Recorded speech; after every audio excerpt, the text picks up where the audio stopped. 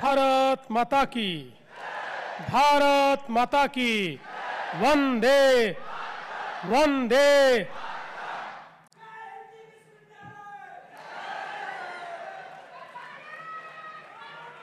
हिंदवी स्वराज्याचे सरसंस्थापक छत्रपती शिवरायांना मानाचा मुजरा करतो। भारतीय राज्यघटनेचे शिल्पकार भारतरत्न डॉक्टर बाबासाहेब आंबेडकर यांना मानवंदना अर्पित करतो। नागपूर पुस्तक महोत्सवाच्या अंतर्गत होणाऱ्या या लिट फेस्टमध्ये मंचावर उपस्थित असलेले माझे सहकारी राज्यमंत्री डॉक्टर पंकज भोयरजी, माननीय विजयराव देशमुखजी, मिलिंद मराठेजी, श्रीमती कुमुद शर्मा, श्री सत्यनारायण नुवाल, श्री अजय संचेती, श्री युवराज मलिक, श्री समय बनसोड आणि या ठिकाणी उपस्थित सर्व माझ्या भगिनी आणि बंधूंनो, आज अतिशय आनंदाची गोष्ट आहे की नागपूर पुस्तक महोत्सव हा आपण कालपासून सुरू केला आहे आणि त्याच्या अंतर्गत विविध उपक्रम होत आहेत आणि त्याचाच एक भाग म्हणून नागपूरला 0 माइल लिट फेस्ट अशा प्रकारचा एक साहित्य महोत्सव देखील आयोजित करण्यात आला आहे। खरं म्हणजे नागपूर हे एक सांस्कृतिक शहर म्हणून ओळखलं जातं आणि या देशाला दिशा देणाऱ्या अनेक घटनांचं साक्षीदार हेच नागपूर शहर आहे। प्रखर राष्ट्रवाद सांगणारा राष्ट्रीय स्वयंसेवक संघ असेल किंवा या ठिकाणी खऱ्या अर्थानं भगवान गौतम बुद्धांचा धम्म हा पुन्हा एकदा परिभाषित करणारी भारतरत्न डॉक्टर बाबासाहेब आंबेडकरांची धम्मचक्र प्रवर्तनाची चळवळ असो, या प्रत्येक गोष्टीचा साक्षीदार हेच नागपूर झालेलं आपल्याला पाहायला मिळतं। गोंडराजे बख्त बुलंदशाह यांनी या ठिकाणी गोंडवाना संस्कृतीच्या माध्यमातून एक अतिशय त्या काळचं आधुनिक शहर निर्माण केलं, तर त्याच वेळी नागपूरकर भोसल्यांनी त्या काळामध्ये हिंदवी स्वराज्याची ज्यावेळेस स्थापना झाली त्यानंतरच्या नागपूर शहराच्या हिंदवी स्वराज्याच्या विस्तारामध्ये एक मोठी भूमिका ही या ठिकाणी घेतलेली आपल्याला पाहायला मिळते। आणि म्हणूनच या ठिकाणी हरिविजय रचणारे सर्वसेन, विवेक सिंधू लिहिणारे मुकुंदराज किंवा लीळा चरित्राच्या माध्यमातून अभिजात अशा प्रकारची मराठी साहित्याची निर्मिती असेल, या सगळ्या गोष्टी आपल्याला या ठिकाणी नागपूरमध्ये आणि विदर्भामध्येच पाहायला मिळतात। आणि त्यासोबत नुकतंच जे राज्यगीत आपण गायलं त्या राज्यगीताचे कवी देखील नागपूरचेच आहेत, हे देखील या ठिकाणी सांगताना मला अतिशय आनंद होतो। या विदर्भामध्ये प्रज्ञाचक्षू गुलाबराव महाराज, राष्ट्रसंत तुकडोजी महाराज यांनी आपल्या साहित्यातून, खंजिरी भजनातून, आपल्या विचारातून, आपल्या ग्रामगीतेतून या ठिकाणी जो विचार दिला ते देखील एक अभिजात अशा प्रकारचं साहित्य आहे। आणि आधुनिक काळामध्ये श्रीपाद कृष्ण कोल्हटकर, राजा बढे, प्राचार्य राम शेवाळकर, महेश एलकुंचवार, कविवर्य सुरेश भट, कविवर्य ग्रेस, डॉक्टर व्ही कोलते, गत्रे माळखोलकर आणि अरण्य ऋषी मारुती चितमपल्ली, परशुराम खुणे यांच्यासारख्या अनेक साहित्यिकांनी, लेखकांनी आपल्या या संस्कृतीला अतिशय समृद्ध करण्याचं काम केलं। आणि खरं म्हणजे ही विदर्भाची भूमी भाषेच्या संगमाची भूमी आहे। इथे ज्या प्रकारे प्रखरतेनं मराठी साहित्याचं निर्माण झाला तेवढ्याच प्रखरतेनं या ठिकाणी हिंदी साहित्याची निर्मिती देखील झालेली आपण बघितली। आणि म्हणूनच कदाचित हे एकमेव असं शहर असेल जिथे अमोरासमोर मराठी साहित्य संघ आणि हिंदी साहित्य संघ आपल्याला पाहायला मिळतो आणि त्या ठिकाणी या दोन्ही भाषांची प्रचंड मोठ्या प्रमाणात सेवा होताना आपल्याला पाहायला मिळते। आणि म्हणूनच आज या लिटफेस्टच्या निमित्ताने नागपूरच्या सांस्कृतिक अशा या जडणघडणीमध्ये एक अत्यंत मोठा अशा प्रकारचा बदल आणि त्याच्यामध्ये एक नवीन समृद्धी या माध्यमातून येणार आहे। आज नागपूर पुस्तक महोत्सव मी नॅशनल बुक ट्रस्टचं अतिशय मनापासून अभिनंदन करतो। देशभरामध्ये पुन्हा एकदा पुस्तकांच्या संदर्भातली गोडी हे निर्माण करण्याचं काम, देशामधल्या वाचन संस्कृतीला पुनर्स्थापित करण्याचं काम हे या ठिकाणी NBTने केलं आहे। आणि खरं म्हणजे पुण्यामध्ये जो पुणे पुस्तक महोत्सव झाला त्यांनी तर अनेक गिनीज बुकचे रेकॉर्ड तयार केलेले आहेत आणि आता तो युनेस्कोमध्ये वर्ल्ड हेरिटेज म्हणून त्या ठिकाणी जावा अशा प्रकारचा प्रयत्न देखील चाललेला आहे। मला असं वाटतं येत्या काळामध्ये युवराजजी, मिलिंदजी, आपल्याला मी सांगू इच्छितो नागपूरचा महोत्सव हा पुण्याचाही रेकॉर्ड तोडताना आपल्याला पाहायला मिळेल। कारण अतिशय मोठे असे सगळे साहित्यप्रेमी, पुस्तकप्रेमी या नागपूरमध्ये राहतात।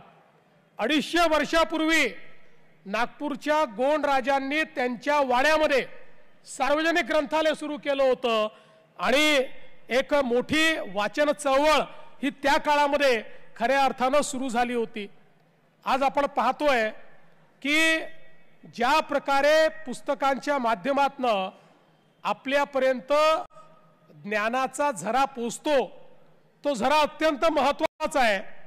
खरं म्हणजे आज आपण मागच्या काळामध्ये अगदी ही शतक सुरू झालं तेव्हा आपण गुगलच्या काळामध्ये होतो, आता आपण ChatGPTच्या आणि ग्रॉकच्या काळामध्ये गेलो। या सगळ्या इंजिनच्या माध्यमातून अलीकडच्या काळामध्ये शॉर्टकट आहे, पटकन माहिती मिळते आणि म्हणून अनेक वेळा पूर्ण पुस्तक वाचण्यापेक्षा आपल्याला आवश्यक तेवढी माहिती गुगल केली किंवा एखादा प्रॉम्प्ट आपण जर दिला तर त्यातनं AIच्या माध्यमातून आपल्याला ती सगळी माहिती मिळते। पण एक गोष्ट लक्षात घेतली पाहिजे की माहितीच आहे, इन्फॉर्मेशनच आहे। इन्फॉर्मेशन ही जोपर्यंत ज्ञानामध्ये, नॉलेजमध्ये बदलत नाही तोपर्यंत ती केवळ इन्फॉर्मेशन राहते। You are a informed person but you are not a knowledgeable person. आणि म्हणून आपल्याला जर इन्फॉर्मेशनवरनं नॉलेजकडे जायचं असेल, आपल्याला जर ज्ञान मिळवायचं असेल, ज्ञानी म्हणून आपल्याला जीवन जगायचं असेल तर त्याकरता आवश्यक आहे अधिकाधिक पुस्तकांचं वाचन। वाचनातून केवळ माहिती नाही, वाचनातनं ज्ञान संपादित करता येतं। तुम्ही नॉलेजेबल होऊ शकता, तुम्ही ज्ञानी होऊ शकता। ही वाचनाची किमया आहे, ही पुस्तकांची किमया आहे। आणि आपल्या देशाचा इतिहास तर अतिशय या संदर्भात आपण जर विचार केला तर एक अतिशय मोठा अशा प्रकारचा इतिहास आहे। मगाशी महाराजांनी आपल्याला नालंदाच्या संदर्भात सांगितलं की नालंदासारखं एक विश्वविद्यालय बख्तियार खिलजीने ज्यावेळेस आक्रमण केलं आणि त्यांनी आक्रमण करून ज्यावेळी त्या नालंदा विश्वविद्यालयाला आग लावली त्यावेळी त्या नालंदा विश्वविद्यालयामध्ये 90 लाख पुस्तकं होती। 90 लाख, ही 90 लाख पुस्तकं जाळायला त्याला त्या ठिकाणी 3 महिने लागले। पण ही पुस्तकं जळाली नाहीत, आमच्या ज्ञानाचं भांडार जळालं। या पुस्तकाच्या माध्यमातून आमच्या पुढच्या पिढीला जी संस्कृती आम्ही पोचवणार होतो ती संस्कृती जाळण्याचं काम केलं। आमच्या पुढच्या पिढीपर्यंत जे ज्ञान आम्ही पोहोचवणार होतो, जे गणित आम्ही पोहोचवणार होतो, जे स्थापत्यशास्त्र आम्ही पोहोचवणार होतो, जो खगोल आणि भूगोल आम्ही पोहोचवणार होतो, जे ज्योतिषशास्त्र आम्ही पोहोचवणार होतो, या सगळ्या गोष्टी जाण्याचं काम त्या ठिकाणी केलं. या भारतामध्ये 1000 वर्षाचा काळ आपल्याला असा पाहायला मिळतो की ज्या काळामध्ये आम्हाला हतोत्साहित करून आमच्या संस्कृतीला मिटवण्याचा प्रयत्न झाला. आणि म्हणूनच खऱ्या अर्थानं आपण बघितलं की इंग्रजांनी देखील पहिल्यांदा हे लक्षात घेतलं की भारतातली भाषा आणि भारताची संस्कृती आणि भारताची शिक्षण पद्धती या 3 गोष्टी समाप्त केल्याशिवाय आम्ही भारतावर राज्य करू शकत नाही. आणि म्हणून मॅकॉलेनी देखील आपल्या पत्रामध्ये याचाच उल्लेख केलेला आहे की या भारतावर राज्य करायचं असेल तर या भारतातली संस्कृती आणि शिक्षण पद्धती ही आम्हाला बदलावी लागेल. आपल्याला कल्पना आहे की ज्यावेळी इंग्रज आपल्याकडे आले त्यावेळी अख्ख्या इंग्लंडमध्ये 2000 ग्रामर स्कूल चालायच्या, पण एकट्या मद्रास प्रेसिडेन्सीमध्ये 50,000 संस्कृत विद्यालय चालायचे. अशा प्रकारची आमची शिक्षण पद्धती होती. त्या शिक्षण पद्धतीला मारून टाकण्यात आलं, ज्याचा कत्लेआम करण्यात आला. आणि ज्या शिक्षण पद्धतीला रिप्लेस करून मॅकॉलेची शिक्षण पद्धती आणली. आजही आपण त्या गुलामगिरीतनं आता बाहेर पडण्याचा प्रयत्न करतो आहोत. आणि म्हणूनच देशाच्या प्रधानमंत्र्यांनी ज्यावेळी नवीन शिक्षण पद्धती आणली त्या नवीन शिक्षण पद्धतीमध्ये त्यांनी एकच मंत्र आपल्याला दिला की विकास भी और विरासत भी. जोपर्यंत आमचा वारसा काय आहे हा आम्हाला समजणार नाही, आम्ही कोण होतो याची जाणीव आम्हाला होणार नाही, तोपर्यंत आम्ही पुन्हा त्या महानतेकडे जाऊ शकत नाही. आणि म्हणून आज आपण पाहतोय, आज नालंदाचं आपण बोलतो त्याच्यापेक्षाही आधी जवळपास 2500 वर्ष आधी तक्षशिला सारखं विश्वविद्यालय आमच्या संस्कृतीने तयार केलं. आणि त्या काळामध्ये जगभरातले जे विद्वान म्हणायचे ते लोक शिक्षणाकरता याच तक्षशिला विद्यापीठात यायचे. आज आमच्याकडे जगभरातल्या विद्यापीठात आम्ही जातो, कोणाला अमेरिकेच्या इंग्लंडच्या एखाद्या विद्यापीठात त्या ठिकाणी जर ऍडमिशन मिळाली, प्रवेश मिळाला तर त्याला आपण अतिशय उच्च नजरेने पाहतो, जणू काही हा आपल्यातला सगळ्यात हुशार आहे. पण तो काळ असा होता की जगातल्या विद्वानांना वाटायचं की आम्हाला शिकायचं असेल तर भारतात गेलं पाहिजे, कारण शिक्षणाची सगळी पाळंमुळं ही याच भारतामध्ये होती.